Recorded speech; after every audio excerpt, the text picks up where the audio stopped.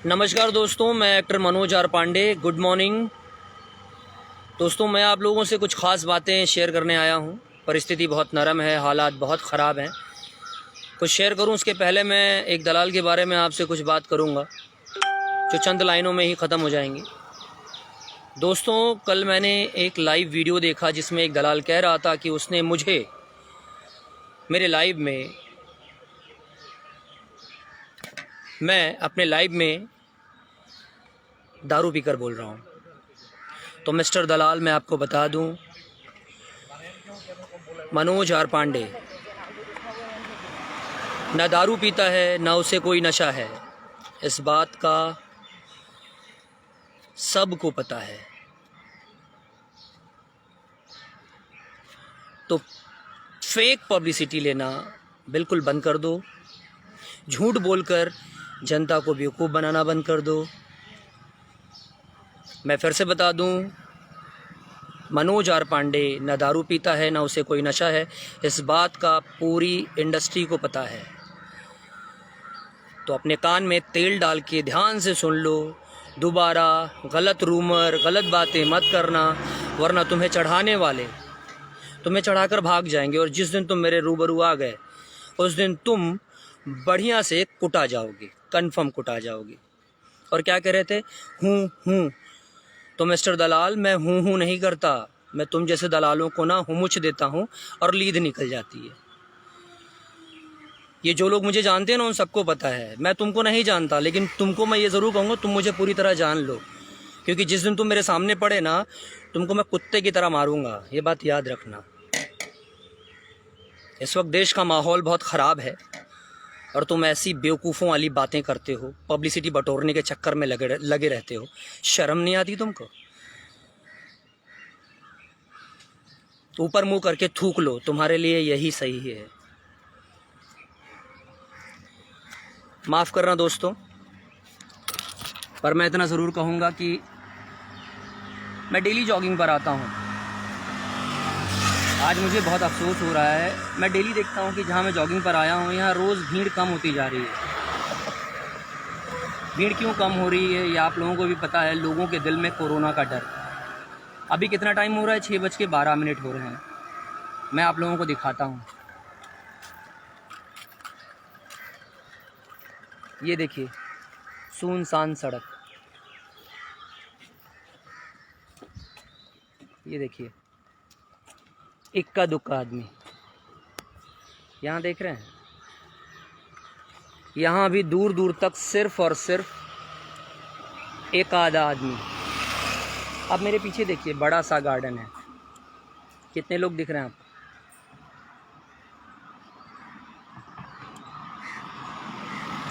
मेरे सामने भी गार्डन है।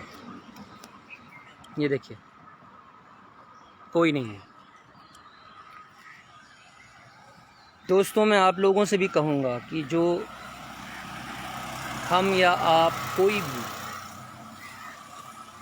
किसी के मरने के बाद जो पिक्स डालते हैं, जो उनकी न्यूज़ डालते हैं, श्रद्धांजलि के लिए ढेर सारी फ़ोटोज़ डालते हैं, वो मत डालिए।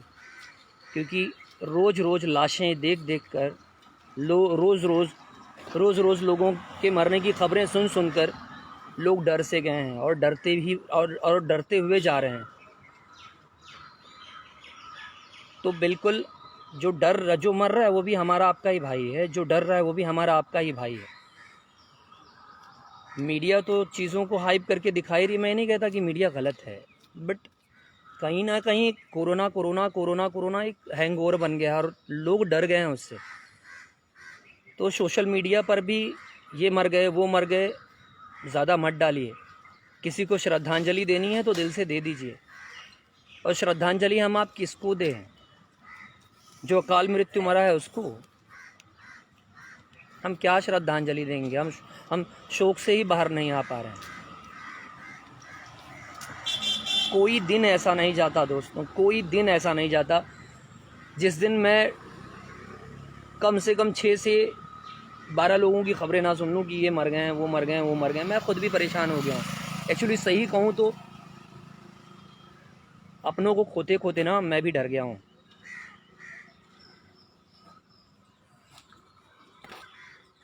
ये देखिए, ये गार्डन पूरा भरा रहता था।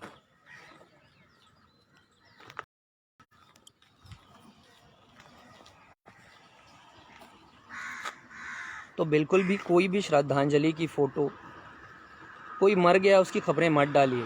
और दूसरी चीज़, पुलिस डंडों से मार रही है, ये कर रही है, वो कर रही है। अगर पुलिस डंडों से मार रही है तो हमारे और आपके लिए मार रही है।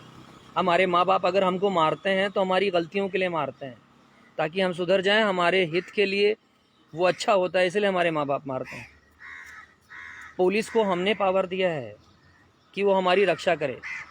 अब अगर उसके रक्षा करने का ढंग थोड़ा डंडों से है तो आप लोग भी ऐसी गलती मत करिए कि उन्हें डंडा उठाना पड़े। आप लोग कहते हो गवर्नमेंट कुछ नहीं कर रही, गवर्नमेंट कुछ नहीं कर रही। अब जब गवर्नमेंट एक्शन लेती है तो हम लोगों को बुरा लगता है, नहीं लेती है तो बुरा लगता है। अभी कुछ दिन पहले मैंने न्यूज़ सुना पूनावाला का, उसमें दिखा रहा है 5 करोड़ डोज उसने पहले ही बना लिए थे। क्या सच है क्या झूठ है पता नहीं। कोई कहता है 5G की वजह से ये सब हो रहा है, कोई कहता है कि डॉक्टर्स लापरवाही कर रहे हैं उसकी वजह से ये सब हो रहा है। बहुत सी जगह ऐसा भी हो रहा है, दवाओं की कालाबाजारी हो रही है। तो दोस्तों, मैं दिल से कहूँगा कि ऐसा मत करो। आप भी इंसान हो यार, और जो मर रहे हैं वो भी हमारे ही भाई हैं, वो भी इंसान की औलाद हैं। किसी के मत हो, पर कम से कम अपनी ज़ात के तो हो, इंसानियत के तो हो जाओ। ऊपर जाकर क्या मुंह दिखाओगे? किसी की जान का सौदा मत करो यार। दुनिया मर रही है, तड़प रहे हैं लोग। मैं इतना बड़ा हो गया पर कोरोना जैसा कहर मैंने कभी नहीं देखा। मैं मरने से नहीं डरता, पर लोगों को तकलीफ़ में देख कर ना मैं खुद भी टूट सा गया हूँ। मैं बोलते वक्त कभी फंबल नहीं करता, पर पता नहीं क्यों आज बोल रहा हूँ ना तो अंदर से एक अजीब सी घबराहट आ रही है।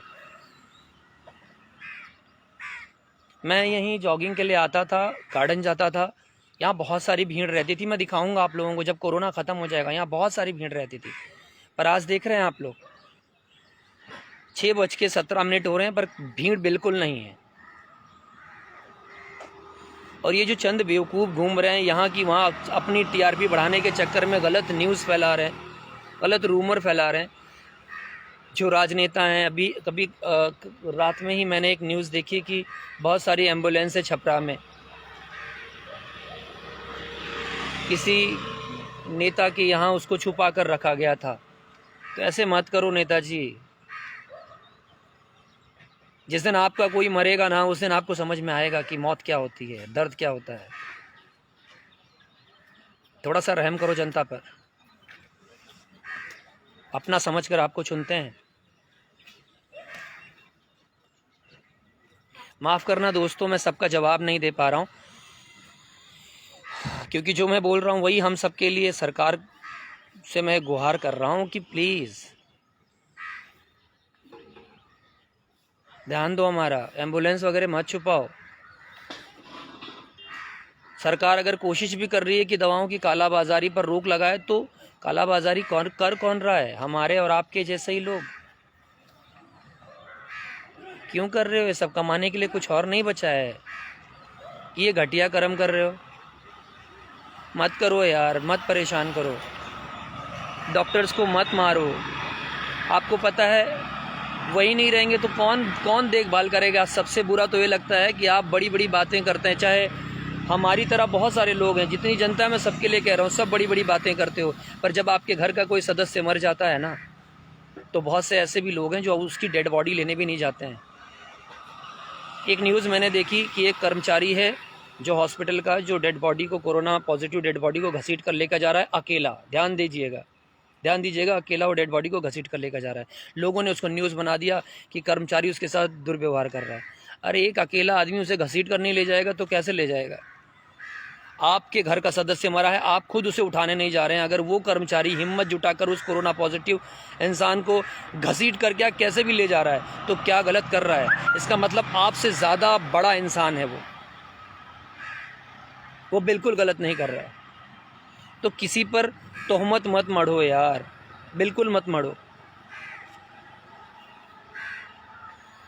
जो डॉक्टर्स बेचारे कर रहे हैं, वो क्या पता आपके जेब में कितने पैसे हैं किसी को पता होता है? नहीं ना। ऐसे उनके हॉस्पिटल में कितनी दवाएं हैं वो सबको बताते घूमेंगे? नहीं पता, नहीं बता सकते ना। तो वो उतने ही मरीज़ को ले सकते हैं जितनी उनकी क्षमता है।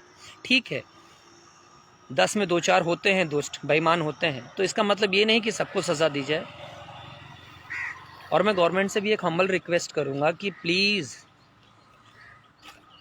जो अपनी ड्यूटी, चाहे डॉक्टर हो, कोई भी डिपार्टमेंट का इंसान हो, चाहे डॉक्टर हो, चाहे वकील हो, चाहे इंजीनियर हो, कोई भी हो, XYZ, चाहे पुलिस ऑफिसर्स हो, कोई भी हो, जो अपनी ड्यूटी नहीं निभा सकते कोरोना के टाइम पर, उनको सस्पेंड कर दिया जाए। उनके बदले उनकी भर्ती कर ली जाए, कर दी जाए, जो इस दौरान भी ड्यूटी निभाने के लिए खड़े हैं। अगर आप ड्यूटी नहीं निभा सकते तो आपने कस्में क्यों खाई थी? आप ड्यूटी नहीं निभा सकते तो आप पगार क्यों ले रहे हैं? मैं हम्बल रिक्वेस्ट करूंगा मोदी जी से कि प्लीज़ अपने सीएम, जितने भी सीएम हैं सबसे कहूँगा, जितने भी नेता हैं उनसे कहूँगा, जितने भी उच्च अधिकारी हैं उनसे कहूँगा कि ऐसे लोगों को प्लीज़ उनकी नौकरी से हटा दिया जाए जो अपनी नौकरी पर नहीं आ रहे हैं कोरोना के वक्त। उससे अच्छा है जो आना चाहते हैं उनको भर्ती कर दिया जाए ना, कम से कम वो तो सेवा करेंगे। यहाँ बहुत से हॉस्पिटल ऐसे हैं जहाँ डॉक्टर्स ही नहीं है, बेड हैं तो डॉक्टर्स ही नहीं है। तो जो ड्यूटी नहीं करना चाहते उनके पीछे क्यों पड़ना, उनको बैठकर पगार क्यों देना? यहाँ बहुत से ऐसे लोग हैं जो सोशल वर्क कर रहे हैं, बहुत से लोग हैं जो काम करना चाहते हैं, उनको ड्यूटी पर भर्ती कर दें। मैं ज़्यादा नहीं कहूँगा दोस्तों, इतना कहूँगा कटाक्ष मत करिए, कोई नेता किसी के पीछे कटाक्ष मत करो, सब अपनी अपनी ड्यूटी बाखूबी निभा लो, एक दूसरे का साथ दो। अगर हम एकता के साथ नहीं लड़े तो हम इस लड़ाई से नहीं जीत पाएंगे। 5G की वजह से हो रहा है, किसकी वजह से हो रहा है, 50 बातें मत करो। अगर गवर्नमेंट है तो गवर्नमेंट भी तो कुछ कर रही है ना, उसको करने का मौका दो। अगर आप ही हो रहा, आप ही को बार बार कोंचा जाए तो क्या आप कोई काम कर पाते हो? नहीं कर पाते ना। तो गवर्नमेंट को भी बार बार मत कोंचो, करने दो, थोड़ा टाइम दो, समय दो उसको। जनता परेशान हो गई है, जीना चाहते हैं सब। बस मैं इतना ही कहूँगा, प्लीज़ अपना ख्याल रखिए, सुरक्षित रहिए। और एक चीज़ और कहूँगा, किसी और की मदद करने से पहले आप अपनी मदद कर लीजिए। मैं फिर से कहूँगा, किसी और की मदद करने से पहले आप अपनी मदद करिए, क्योंकि अनजाने में ही सही, लेकिन आप जब संक्रमित होते हैं तो किसी और को जाकर संक्रमित कर देते हैं। आपकी नीयत बुरी नहीं होती है, लेकिन अनजाने में ही सही, लेकिन आप संक्रमित कर देते हैं दूसरों को। हर इंसान खाली इतना सोच ले कि मुझे संक्रमित नहीं होना है, मुझे पॉजिटिव नहीं होना है, तो देखना सब नेगेटिव हो जाएंगे, कोई पॉजिटिव नहीं होगा। तो प्लीज़ सबसे पहले अपना ख्याल रखिए। मैं ये नहीं कहता दूसरों की मदद मत करिए, पर पहले खुद की मदद करिए, क्योंकि 4 की हम मदद नहीं करते हैं और 40 को हम बीमार कर देते हैं, वो भी ठीक नहीं है। और जिनको पता चल गया है कि वो कोरोना पॉजिटिव हैं, वो प्लीज़ दूसरे को संक्रमित ना करें। अभी एक न्यूज़ मैंने सुनी, एक गांव में एक बंदा जिसे मालूम था कि वो पॉजिटिव हो गया है, वो गांव में जाकर घूम कर उसने पूरे गांव को सील करवा दिया। गांव के पता नहीं कितने लोगों को कोरोना हो गया। तो ये अच्छा नहीं है कि हम मरें और अपने साथ अपने परिवार को, अपने समाज को, अपने गाँव को, सबको ले डूबें, अपने देश को ले डूबें। इतना तो हम लोग नहीं गिर सकते, इतना हमारा ज़मीर नहीं गिर सकता। बस मैं इतना ही कहूँगा दोस्तों। और प्लीज़ सरकार को मौका दो काम करने का। मैं किसी की तरफ से नहीं बोल रहा, हर पार्टी अगर मिलकर काम करेगी तो ये ज़रूर है कि हम लोग इस बीमारी से जीत जाएंगे। और हाँ, अगर कुछ गलत हो रहा है तो उसकी जांच के लिए हर आदमी ट्वीट कर सकता है, ट्वीट करे, उसको हक है, पर उसको रूमर मत बनाइए, उसको हल्ला मत कीजिए, क्योंकि पब्लिक डर जाती है। हो सकता है कोई दवाएं अच्छी हो और किसी के गलत रूमर की वजह से वो उस अच्छी दवा को ना ले, वो गलत डिसीजन ले ले और वो मर जाए, तो उस पाप से आप खुद को मुक्त कर पाएंगे? नहीं कर पाएंगे ना। तो प्लीज़ दोस्तों, आगे से अपना ख्याल रखिए, इतना ही कहूँगा। मस्त रहिए, स्वस्थ रहिए, तंदुरुस्त रहिए। मैं रहा, आप रहे तो फिर मुलाकात होगी। क्या पता ये मेरा आखिरी लाइव हो, क्या पता मैं आखिरी बार आप लोगों के सामने आ रहा हूँ, क्या पता हम में से कौन मुझे आखिरी बार देख रहा है। तो अपना ख्याल रखिए। Miss you. मैं रो नहीं सकता बिकॉज़ मैं बहुत स्ट्रांग हूँ। मेरी इम्यूनिटी बहुत स्ट्रांग है। एक बात और कहूँगा मैं जाते जाते, जब आपको गुस्सा आता है तो आप नोट करिए, आप क्या कहते हो, मैं इसे उठाकर पटक दूंगा। जबकि आपके अंदर ताकत कम होती है, फिर भी जब गुस्सा आता है तो आपको लगता है कि आप सामने वाले को मार दोगे। आपकी ताकत डबल हो जाती है, वो है आपकी इम्यूनिटी। जब आप हंसते हो तो आप क्या कहते हो कि मैं बाद में खाना खाऊंगा, अभी भूख नहीं है। इसका मतलब आपको बिना खाना खाए ही आपके अंदर ताकत रहती है। तब जब आप हंसते हो तब। तो दोस्तों, वो भी इम्यूनिटी है, आपकी ताकत है। पर जब आप उदास रहते हो तब आपको भूख भी नहीं लगती, आपको चक्कर भी आता है, आप कमज़ोर भी फील करते हो। तो याद रखना, टेंशन मत लेना। टेंशन लोगे, कोरोना हावी होगा। खुश रहोगे, उस पर हावी होगे। तो बिल्कुल हंसते रहो, हिम्मत रखो, हम सब जीत जाएंगे, इससे बिल्कुल नहीं हारेंगे। युद्ध कहीं भी होता है तो कुछ तो लॉस होता है, पर कुछ ही लॉस ठीक है, बहुत लॉस ठीक नहीं है। अपना हौसला मत हारना दोस्तों, हंसना और दूसरों को भी हंसाना। मैं नहीं चाहता आप लोग उदास हों, इसीलिए कह रहा हूँ कि कोई भी सोशल मीडिया पर कोई भी ऐसी न्यूज़ मत डालिए जिससे आपके भाई डरे, उन्हें आघात पहुँचे, प्लीज़। क्योंकि जब वो टेंशन में आएंगे तो उनकी इम्यूनिटी कम होगी, जब वो खुश होंगे तो उनकी इम्यूनिटी बढ़ेगी। तो उनको खुश रखिए। Love you.